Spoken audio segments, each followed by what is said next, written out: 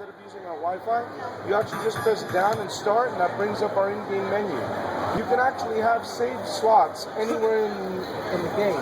So if you're playing Sonic, for instance, and you don't want to play through half the game just to get to the middle of it, you can have a save slot and save wherever you played, and you can always start right there. On top of that, we have our filters, for instance. If we turn our filters off, this is nice. So look at filter. So this is with it off. We'll turn it on. Look at the text, like versus battle. We clean it up. We move the text around. On top of that, you can take screenshots. If you really want to get nostalgic, you can put scan lines in. Oh wow. You can adjust the volume from there, and then in your main menu, this is what it looks like. So you want to put in a Genesis game, you want to put in a Game Boy game, it's going to show you all right here. For instance, let's say that I wanted to play Mortal Kombat instead. Go ahead and put that in. Loads up, checks the game. As soon as the game's ready, it'll tell me, alright, ready to play Mortal Kombat. And there we go, Mortal Kombat 3. Main menu, so our cheat menu, we actually have cheats built in. You can copy your save to the Retron, or you can even copy it. The game has a battery backup, like in Zelda and whatnot. So are like those cheats like Game Genie cheats? It's a built-in Game Genie. Okay. Well, thank you.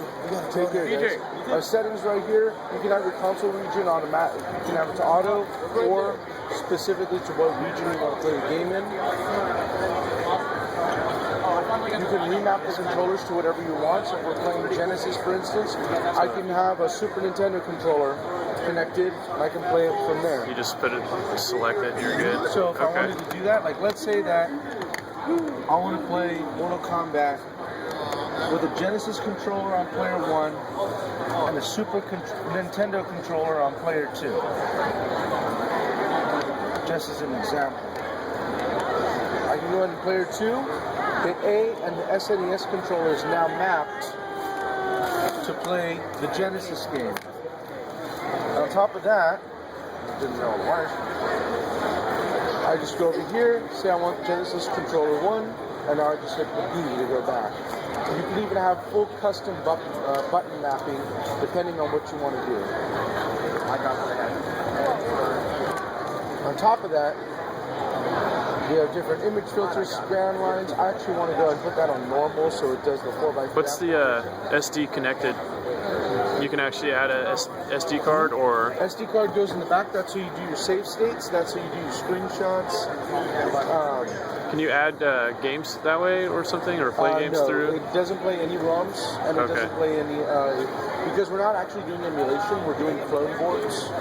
So by having clone boards, we don't really have to do much of anything. I was just curious. I know there's some like handhelds and stuff that you can do that with. There's a problem with the UI side of it. That's what it's like when you have the UI on. I just don't want to hear that for 8 hours a day, so I turn that off. And then I'm sure you actually want to give this a shot. So I'll give it a shot. and then what you do is, people have been pulling on this clone for the past, but this is actually our new Dreamcast,